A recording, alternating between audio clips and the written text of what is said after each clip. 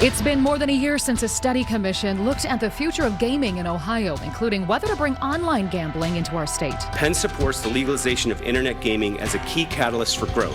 iGaming is a threat to Ohio businesses and Ohio employment. Between the opportunity for tax revenue, the impact on casinos and racinos, and concerns about problem gambling, opinions have been mixed. I think we have to weigh what the consequences of expanding gambling are. But the push for internet gaming in Ohio continues. House Bill 298 would simply blend the two and allow virtual slot machines and virtual table games alongside online sports betting.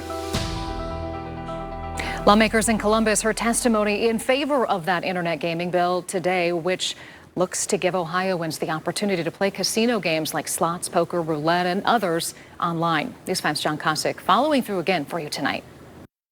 Where there is complete agreement on online gambling is it will be a tax revenue generator for the state, which voters essentially cut out of the tax revenue stream when they legalized casinos in 2009. With Ohio's large growing market, we believe that iGaming can contribute more than $600 million in annual tax revenue, and that's net new tax revenue for the state. The question is, at whose expense? Critics argue the ability to play casino games anytime, anywhere on your phone will only add to the problem of problem gambling. Those testifying in favor of House Bill 298 argued they are the ones gambling illegally online already in Ohio at an estimated 24 illegal sites. The vast majority of people who are going to do this are currently doing it, as I mentioned.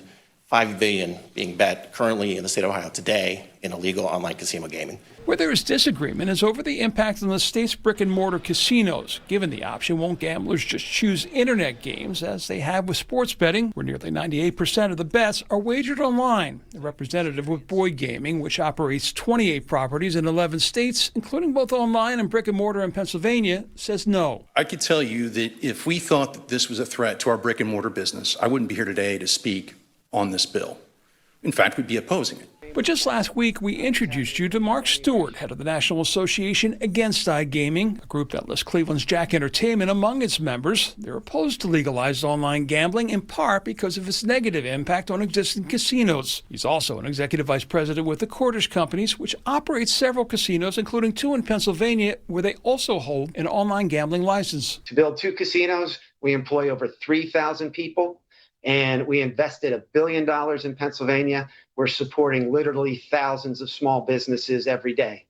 On the iGaming side, we needed to hire 1 person, and we invested $500,000. This first hearing of the bill featured those in favor of iGaming. What they all opposed, though, was the $50 million license fee, the highest in the nation. And yes, while that was what the state's 4 casinos paid more than a decade ago, what they got in return, they argued, was a geographic monopoly where they didn't have to compete for customers. Online, that is not the case. Online, you're competing for customers from every corner of the state. Everybody is.